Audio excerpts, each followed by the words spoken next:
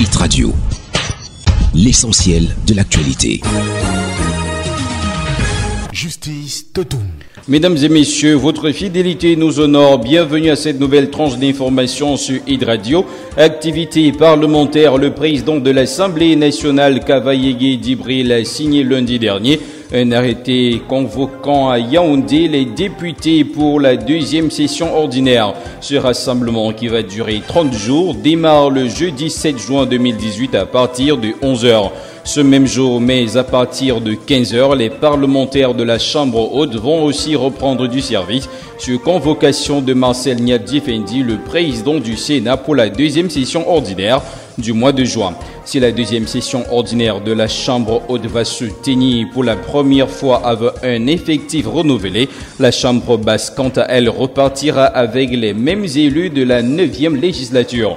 Par ailleurs, le corps électoral pour de nouvelles élections municipales et législatives n'étant pas encore été convoqué à ce jour par le président de la République, il est fort possible que les élus de la 9e mandature se retrouvent le mois prochain à l'hémicycle de Guakele. Opération de comptage physique du personnel de l'État lancée en avril dernier par le ministère des Finances. Le processus est déjà au tiers et affiche un total de 122 375 personnels sur 310 786 ciblés, ce qui correspond à un taux de couverture de 40% avec 114 368 fiches d'identification saisies. La deuxième phase, quant à elle, a été amorcée jeudi dernier avec l'enthousiasme d'un meilleur score. En effet, des ajustements ont été faits pour transformer les différents freins en levier pour le bon déroulement de l'opération.